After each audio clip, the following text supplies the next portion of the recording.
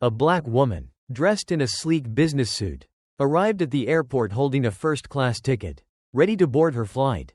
But just as she approached the gate, a flight crew member stopped her, eyeing her with suspicion. "This can't be right," the gate agent said loudly, drawing the attention of nearby passengers. Despite presenting her ID and reservation, she was asked to step aside while others in line were allowed through without question. The woman remained calm, but what happened next changed everything. 7 minutes later, the truth about who she really was left the entire plane in silence, and the flight crew scrambling.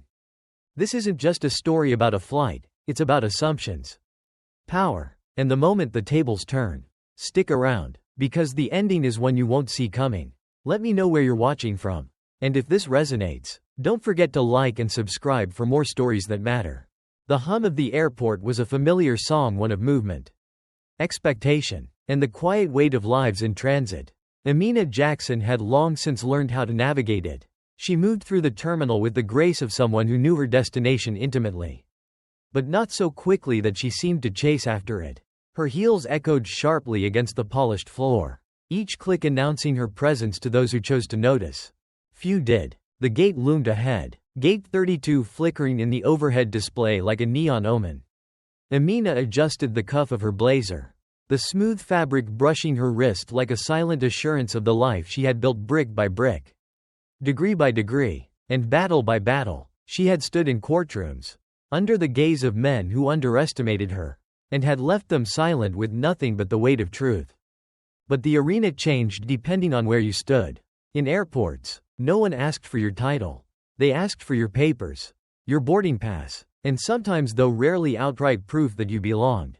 As she approached the gate, her eyes caught the figure of Meredith Clark, the gate agent, tight bun, eyes like the blade of a knife, and a stance that spoke of authority worn like second skin. She was the kind of person Amina recognized immediately.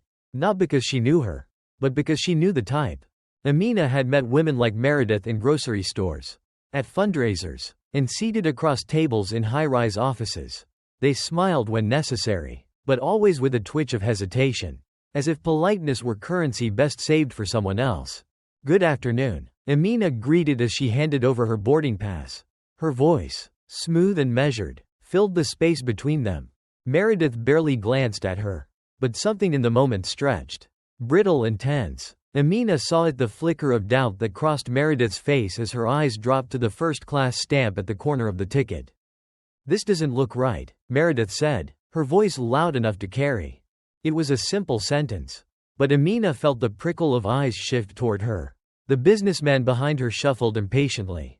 A family several feet away paused their conversation. Amina kept her smile, though she felt the familiar coiling of irritation beneath it. "It's valid. You can check the system if you like." Meredith didn't check. She held the boarding pass between two fingers, as if it were counterfeit. The gesture felt performative, deliberate. "We get a lot of these," Meredith said with a thin-lipped smirk. "People trying to sneak into first class." The words struck like a blade hidden beneath silk. Amina's posture didn't change. Years of weathering storms like this had taught her the value of stillness. She would not give Meredith the satisfaction of her indignation. "If you feel the need to call security," Amina replied, her tone even but sharp, "do so. I'm not moving from this line until I'm boarded." Meredith's eyes narrowed, but Amina saw the flicker of uncertainty there. Still, she was waved aside gently, politely, and just firmly enough to make the message clear. Amina stepped out of the line and stood to the side, her grip tightening on the handle of her bag. Now the eyes lingered. She watched as Meredith processed the next passenger. A white man in a rumpled suit stepped forward. His boarding pass was glanced at, barely held before he was waved through with a smile and nod. The small injustices were the most exhausting. They did not roar, they whispered. And in those whispers, they eroded something fundamental. Amina exhaled slowly, but her patience thinned with each passing minute. It wasn't long before two security officers arrived, their blue uniforms cutting through the crowd like a knife through fabric. "What seems to be the issue?" asked Officer Ryan, tall and broad-shouldered with the kind of authoritative stance Amina recognized. Meredith turned toward him with a practiced sense of urgency. "This passenger presented a suspicious ticket for first class. I thought it best to have someone verify." Suspicious. The word lingered, heavy in the air. But Amina met Ryan's eyes without hesitation. I paid for that ticket. I have the receipt and identification to prove it. Ryan regarded her with careful scrutiny. But something in his gaze betrayed hesitation. Amina wasn't sure if he doubted Meredith or simply felt the awkwardness of standing in this moment. May I see your ID, ma'am? Amina handed over her driver's license and printed receipt. She said nothing as he inspected them, the seconds stretching long. Finally, he handed them back. Everything checks out. Ryan's voice was calm, but his words unsettled the thin thread of control Meredith held over the situation. Meredith's face tightened. It still seems unusual. She did not finish the thought. But she didn't need to. Unusual how? Amina could feel the implied question bleeding into the space between them. Ryan shifted uncomfortably, but his professionalism held. If her documents are in order, she's free to board. Amina reached for her boarding pass, but Meredith's hand hovered over it a second longer than necessary before she released it. Amina smiled, but beneath that smile, she filed away every detail, every word, and the way Meredith's smirk faltered just before she stepped onto the plane. Amina Jackson did not sit down. She stood near the gate, just far enough to avoid blocking the line, but close enough to ensure her presence lingered like a shadow Meredith Clark could not ignore. There was power in stillness, and Amina wielded it with the patience of someone who understood that battles were rarely won in moments of fury, but in the quiet afterward when all eyes turned away.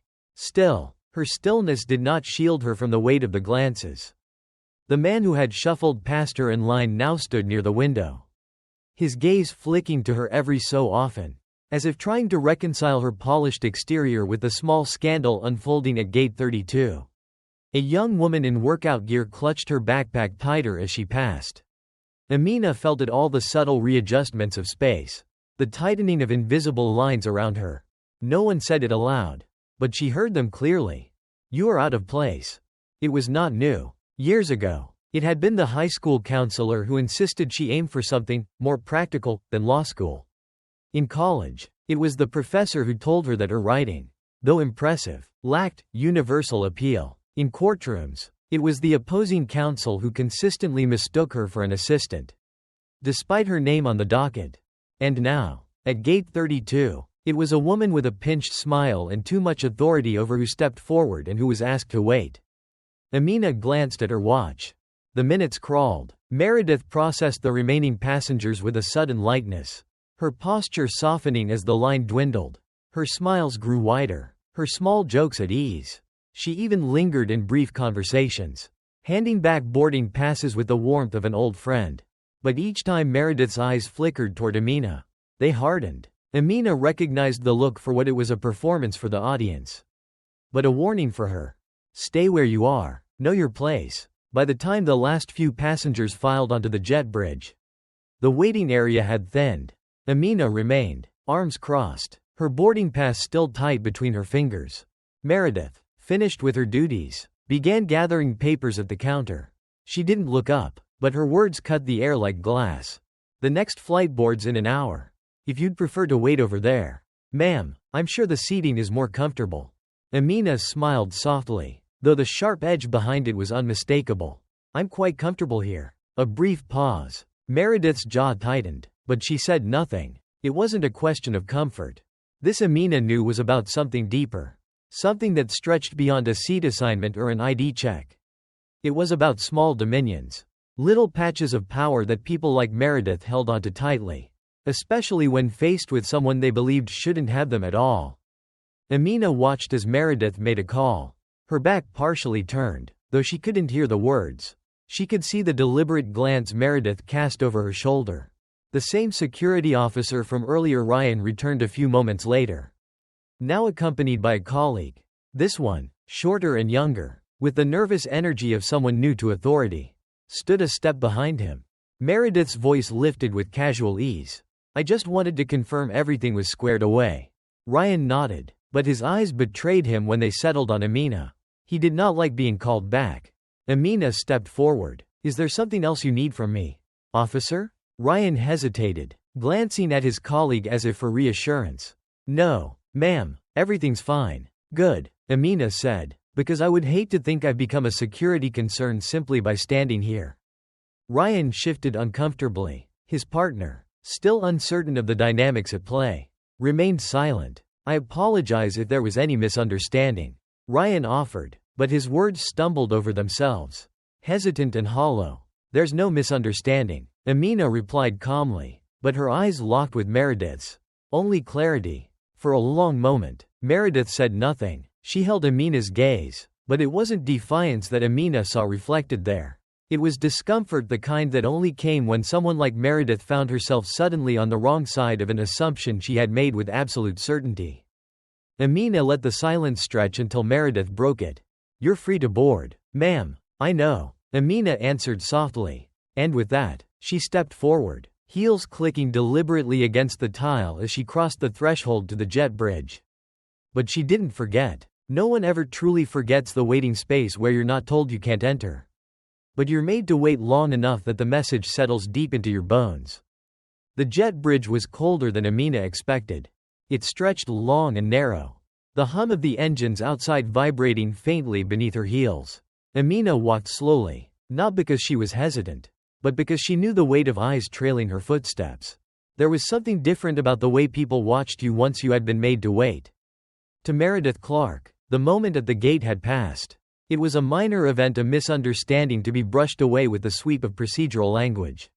Amina knew better. Nothing lingered longer than an accusation left unresolved. It sat in the air, curling around every interaction that followed. As she stepped onto the plane, Amina felt the change immediately. The flight attendants' smiles were rehearsed, but beneath them flickered curiosity, the kind that asks silent questions. Who is she? What happened back there? Amina met their glances with calm certainty, as if to say, yes, you saw correctly. Her seat was near the front, second row in first class. She placed her carry-on in the overhead compartment with precise care, smoothing the corners of her blazer as she settled into the wide leather seat. The hum of conversation drifted from further down the aisle. But here, in first class, the atmosphere was quieter, cushioned by layers of politeness and the unspoken rule that discomfort should never be voiced too loudly. She could feel the eyes of the businessman across the aisle. He was middle-aged, with silver hair at his temples and the air of someone used to being listened to. Amina had seen men like him before, men who believed in fairness. But only after someone like her reminded them that unfairness existed.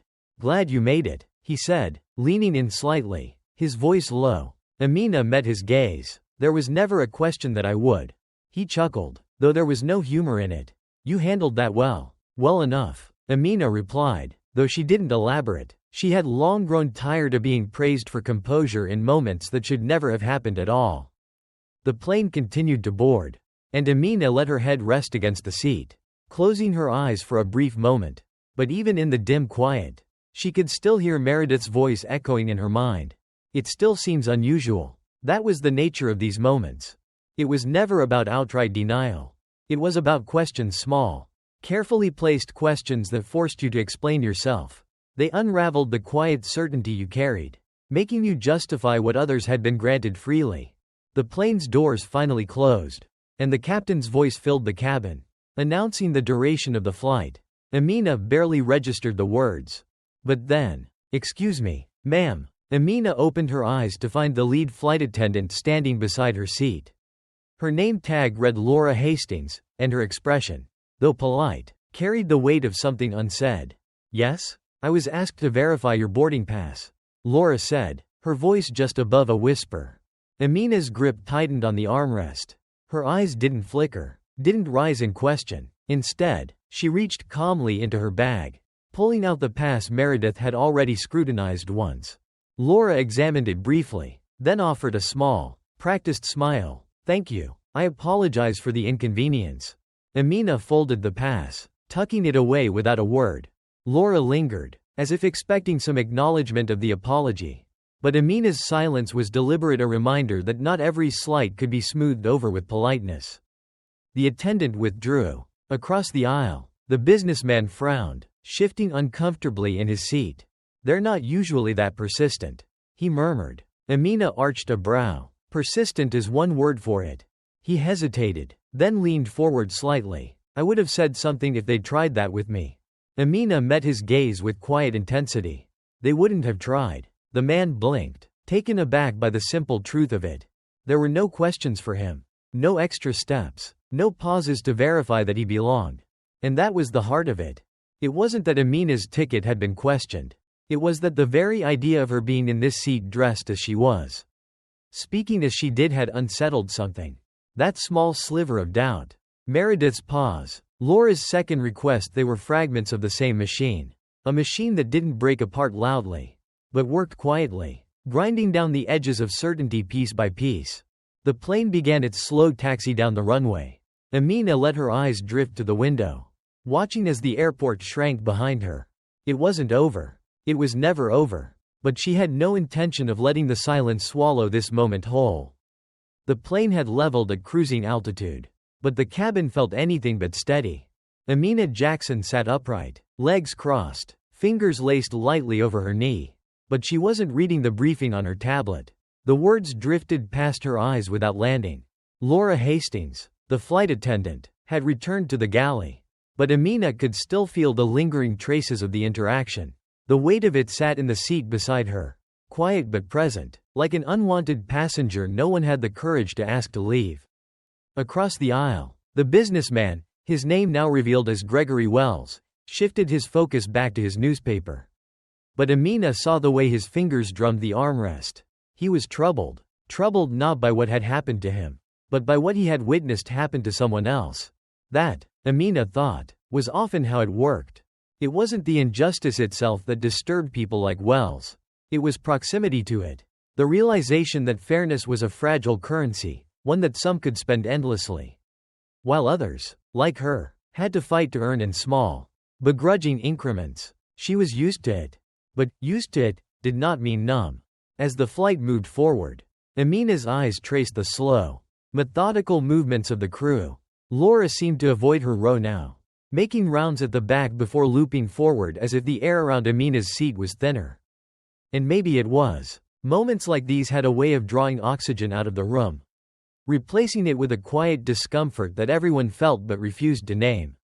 Amina leaned back slightly, letting the leather cushion her. But the sensation was fleeting. She was still waiting for the other shoe to drop, because it always did.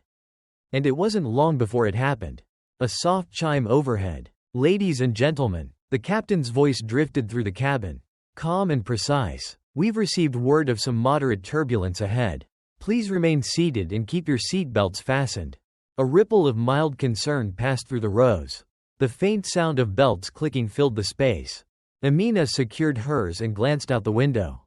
The clouds, dark and rippled along the horizon, gathered like smoke. The businessman across the aisle exhaled, folding his paper. "I hope it's not one of those rough patches," he muttered to no one in particular. Amina offered a faint smile, though her thoughts lingered elsewhere. Turbulence didn't bother her. It wasn't the sky she was worried about. 15 minutes passed. The cabin was mostly quiet, save for the faint rattle of trays. Then, "Excuse me, Miss Jackson." The voice was low, hesitant. Amina looked up to find Officer Ryan, the security officer from the gate, standing just inside the first-class cabin. His presence felt out of place against the soft luxury of the rows. Like oil on silk. Amina's expression did not shift, though the air around her seemed to tighten. "Is there something I can help you with, officer?" she asked, her tone light but sharp around the edges. Ryan cleared his throat, uncomfortable beneath her gaze. "I'm sorry to disturb you during the flight. I was asked to follow up on a small matter regarding your identification."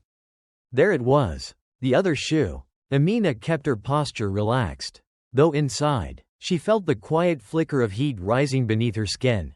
"I believe we already settled this at the gate," she replied. Ryan shifted. "I understand, ma'am. I just wanted to confirm everything was in order.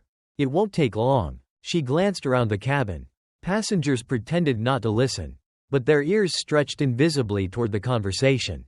Gregory Wells frowned now, sitting up straighter. Amina's voice didn't rise, but the steel beneath it hardened.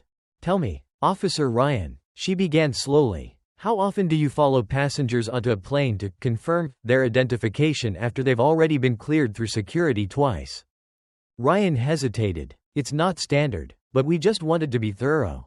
"Thorough?" Amina let the word hang between them. "Would you like to see my ID again?" she asked. though the question wasn't a question at all. Ryan looked as if he might answer, but then stopped, sensing the trap in her words. "No, ma'am, that won't be necessary." Amina smiled faintly, though no warmth accompanied it. "Good, then I'll assume we're done here." Ryan nodded, retreating quickly toward the exit. As he passed, Amina caught Gregory's eyes. His mouth opened as if to speak, but no words came, because what was there to say? Amina turned her attention back to the window, but the view beyond was swallowed by thick clouds now, obscuring the horizon. The plane trembled gently with the first waves of turbulence. Amina closed her eyes, letting the quiet hum of the engine settle into her. It wasn't the turbulence outside that concerned her. It was the storm that had followed her on board. The turbulence came in steady pulses, gentle at first, the kind that rocked passengers into a restless slumber. But Amina Jackson remained wide awake. She had closed her eyes. Yes, but closing your eyes and resting were two very different things. She listened to the steady drone of the engines, felt each shift of the plane beneath her like an old rhythm she'd long grown accustomed to. Her father used to say there was no silence more profound than the one you felt while suspended in the sky. But Amina had learned over the years that the world didn't stop making noise just because you'd left the ground. It followed you. And today, the noise had boarded right along with her. Across the aisle, Gregory Wells flipped through the in-flight magazine, but Amina could see the crease between his brows. His eyes weren't following the words on the page. Finally, he spoke without looking up. "What just happened?" Amina opened her eyes, turning to him with a calm she didn't entirely feel. "I imagine Officer Ryan was just being thorough," she said, her voice laced with quiet irony. Gregory set the magazine aside and leaned in slightly, lowering his voice. "I wasn't going to say anything earlier, but this is the second time they've stopped you. Isn't it?" Amina gave a small nod. Gregory hesitated, his discomfort palpable. "I just don't get it. You're obviously supposed to be here. First class. Professional. You don't exactly strike me as someone sneaking onto planes." There it was, the heart of it. Amina's lips curved into a faint smile. "You sound surprised." He blinked. "Well, yes, I mean, you thought you understood how this works." She interrupted softly. "But it doesn't. Not the way you imagined." Gregory sat back, frowning. "I thought we were past this. It's 2024. People are supposed to know better." Amina's gaze drifted toward the window. She watched as the clouds peeled away beneath them, revealing a pale blue sky stretched thin like paper. "I think," she said slowly, "that's exactly the problem. People believe we've crossed some invisible finish line.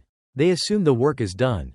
But it's not. It never is." Gregory's frown deepened. His was the kind of face that crinkled when confronted with things he didn't fully understand. "But that flight attendant apologized." He pressed, as if offering her proof of fairness. "And Ryan, he didn't push too hard. Surely that counts for something?" Amina turned to him fully now, her eyes locking onto his with the weight of someone who had lived through this conversation before. "Tell me something, Mr. Wells," she said, her voice low but steady.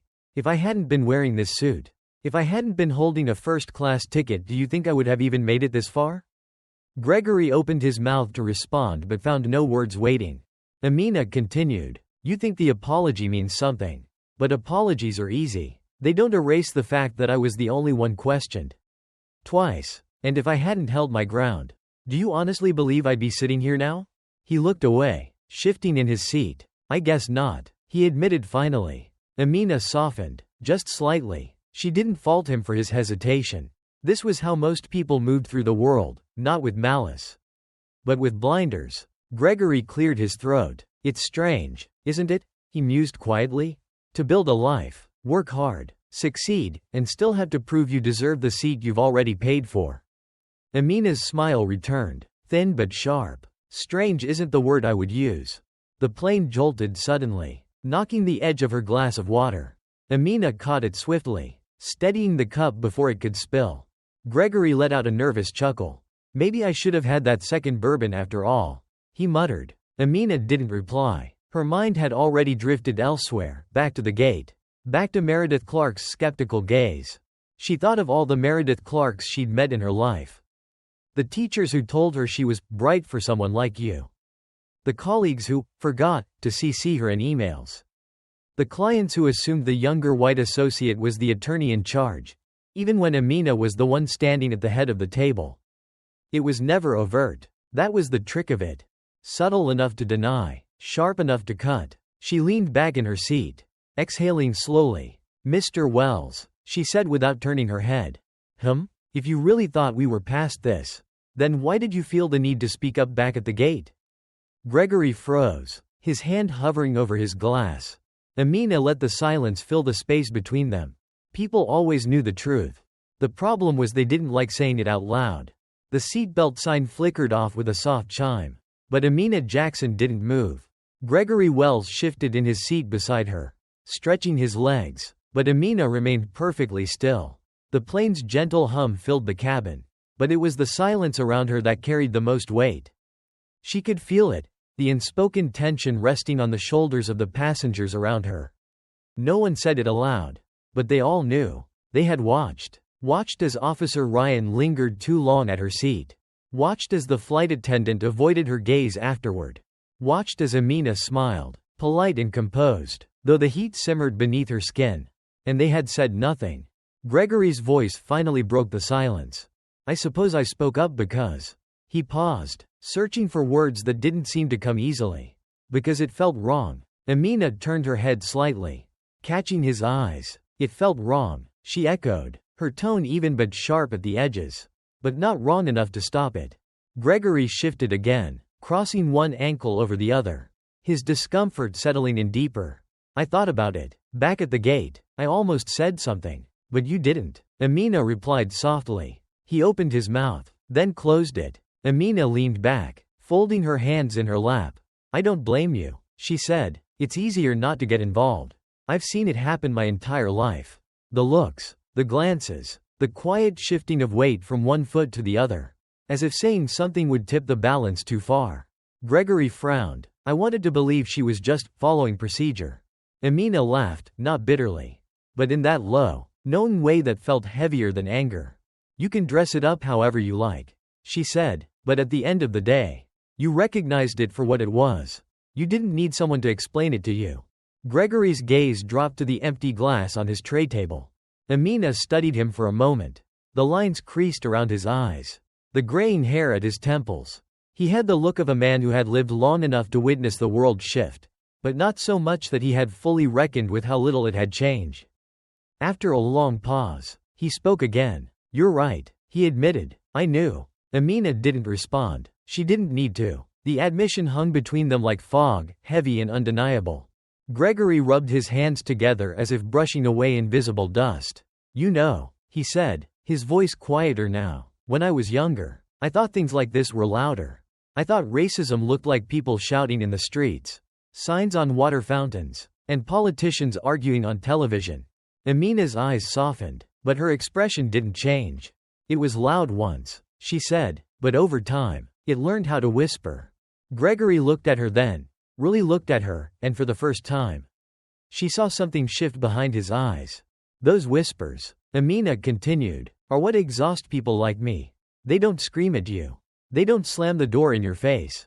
They just ask you to wait, to explain, to justify, and they do it with a smile." Gregory sighed, leaning back into his seat as if the weight of those words pressed him down. "I can't imagine what that feels like." Amina smiled faintly. "You don't have to imagine it. You saw it happen right in front of you." Gregory's face flushed slightly, but he didn't look away. There was something almost admirable in that. The fact that he sat with the discomfort instead of running from it. Amina shifted, turning her gaze back to the window. "You know," she said after a long pause, "the most dangerous thing about that gate agent wasn't that she questioned my ticket." Gregory glanced at her, waiting. It was that she believed she had the right to question it. Amina said softly, and no one in that line thought to challenge her. Gregory opened his mouth, but no words came. They didn't need to. They both knew the cost of quiet. And the plane soared on, carving through the clouds, leaving no trace of the conversation behind. The plane drifted forward, slicing through clouds that stretched endlessly. Soft and indifferent, Amina Jackson sat with her back straight, eyes fixed on the darkening horizon beyond the window. The sunlight had shifted now, casting long shadows across the cabin. as if the day itself was retreating from the weight of what lingered in the air. Gregory Wells sat across the aisle, but he hadn't spoken since their last exchange. He fiddled with the corner of his armrest, occasionally glancing in Amina's direction as if waiting for a signal, some small gesture that might release him from the gravity of the moment. But Amina gave him nothing. She didn't owe him that. A flight attendant passed, pouring water with careful, silent precision. Her eyes skimmed over Amina's row but didn't stop. That was part of it too. In moments like these, people often pretended not to see. Amina could feel the weight of their discomfort, passengers buried in their books, eyes glued to in-flight screens, suddenly interested in magazines they hadn't touched the entire flight. It wasn't guilt. Not exactly. It was something quieter, something that lingered at the edges of their lives, unspoken but fully known. The same passengers who had watched her at the gate were here now, pretending the incident had evaporated the moment the plane left the tarmac. But it hadn't. It sat there, tucked between the overhead bins and the hushed conversations. Gregory broke first. I think, he hesitated. Starting over. I think people like me, we assume things will fix themselves. Amina turned slightly toward him, one brow arching. Fix themselves? Gregory's fingers drummed once against his knee. Yes, I suppose I thought if we stayed quiet long enough, progress would just happen, without all the discomfort. Amina leaned forward slightly, resting her elbow against the armrest. Her eyes pinned him with the quiet, deliberate weight that years in courtrooms had taught her to sharpen like a blade. You think injustice fades if you simply look away from it long enough? She asked, her tone calm but firm. Gregory's gaze faltered. I suppose that's what I hoped. Amina let the silence stretch, letting him feel it fully. She said slowly, the people who built this country, people like me, didn't have the luxury of hoping for change. We had to demand it. And when no one listened, we had to build it with our own hands. Gregory nodded, though his eyes held the quiet unease of someone realizing how deeply he had misunderstood the foundation beneath his feet. I guess I thought things were different now, he admitted. I thought we were further along. Amina studied him for a long moment. Further along than what? She asked softly.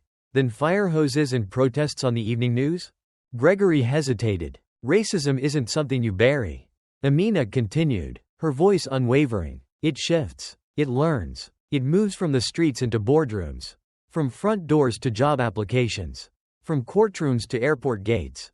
And if you're not paying attention, it'll slip right past you, dressed in something that looks almost harmless. Gregory let out a long breath, leaning back into his seat. He rubbed his face with both hands, as if trying to wipe away something that refused to leave. I don't know how to fix that, he admitted. Amina's eyes softened slightly, though the steel beneath them remained. It's not about fixing, she said. It's about refusing to be silent when you see it happening. Gregory nodded, but Amina could tell the weight of her words was still settling in. The way truth often did, slowly and uncomfortably. He shifted in his seat, looking out the window. I guess I just thought people would know better by now, he muttered. Amina's gaze remained steady. They do, she said quietly. They just hope they won't have to be the ones to say it out loud. Gregory didn't respond right away. His silence felt heavier now, no longer passive but contemplative, like a man standing at the edge of something he couldn't quite name. And Amina let him stand there. Because reckoning doesn't come gently. It comes in the quiet moments, in the cracks of conversation where denial no longer fits. As the plane sailed forward, Amina let herself breathe deep and full, feeling the truth settle between them like an uneasy truce. And the world outside the window stretched on, just as indifferent as before. The plane began its slow descent, the distant city lights flickering beneath the clouds like stars scattered across the ground. Amina Jackson felt the slight shift as the aircraft dipped, but her gaze remained fixed ahead, past Gregory Wells, past the quiet hum of the cabin. She had spent her life moving forward, never lingering too long on moments like the one at Gate 32. Yet never letting them slip from memory either. Gregory hadn't spoken in nearly 20 minutes. There was a strange heaviness in the air between them, but Amina recognized it for what it was. It wasn't guilt. It wasn't shame. It was the weight of knowing the first crack in the smooth surface of the world Gregory thought he understood. Amina had seen that look before. It was the look of a man realizing that the floor beneath him had been uneven all along. The captain's voice drifted over the speakers. Cabin crew, prepare for landing. Amina glanced out the window. The airport glowing in the distance. Gregory shifted beside her, clearing his throat. Can I ask you something? Amina turned her head slightly, meeting his gaze. You can ask. He hesitated. Why didn't you push harder back at the gate? I mean, if it had been me, I think I would have made a scene. Amina smiled faintly, though there was no humor in it. I've made scenes before, she said simply, but you learn over time when to raise your voice and when silence cuts deeper. Gregory tilted his head, considering her words. Scenes, Amina continued, make people uncomfortable, but silence makes them wonder. Gregory nodded slowly, his fingers tracing absent patterns on the edge of his tray table. I guess I just thought justice meant being louder. Justice, Amina said, her voice low but firm, isn't about being louder. It's about enduring until those who refuse to listen have no choice but to hear you. The plane dipped lower, and the runway stretched out before them, long and unyielding. Gregory sat back, watching the airport grow larger in the window's reflection. You know, he said, almost to himself, I'm going to remember this flight for a long time. Amina turned toward him fully now. Her eyes softened, but there was still something unshaken beneath them, something Gregory couldn't quite name. I hope you do, she said, but remembering isn't enough. Gregory met her gaze, and for the first time, she saw something settle there, a quiet acknowledgement that hadn't been present before. The wheels touched down with a soft thud, and the engines roared as the plane slowed, the runway lights blurring past. Passengers began to stir, reaching for bags and jackets. Gregory stood first, pulling his suitcase from the overhead compartment. But before he turned to leave, he paused, his eyes meeting Amina's once more. I don't know if I said it earlier. He began carefully, but I'm sorry for what happened at the gate. Amina offered him a small, knowing smile. You didn't have to say it. I already knew. Gregory nodded, lingering for a moment longer before stepping into the aisle. Amina waited. She had no desire to rush. By the time she stepped onto the jet bridge, most of the passengers had already scattered into the terminal, their lives folding seamlessly back into the hum of the world. But standing just beyond the exit was Meredith Clark, the gate agent. Her posture was stiff, as if she had been waiting deliberately. But her eyes betrayed the uncertainty lurking just beneath her carefully composed expression. Amina met her gaze and held it. For a moment, neither of them spoke. Meredith shifted, opening her mouth as if to say something, perhaps another apology. Or maybe an excuse, but Amina raised a hand gently, stopping her before the words could form. Don't apologize, Amina said, her voice soft but unmistakable. It's not for me to correct you. Meredith swallowed, her eyes flickering with something that looked almost like relief, though not the kind that brought comfort. Amina's gaze lingered for just a second longer before she stepped past her, heels clicking softly against the terminal floor. She didn't look back. There was no need. Amina knew Meredith would remember her. But whether Meredith chose to change, that was a question only time would answer.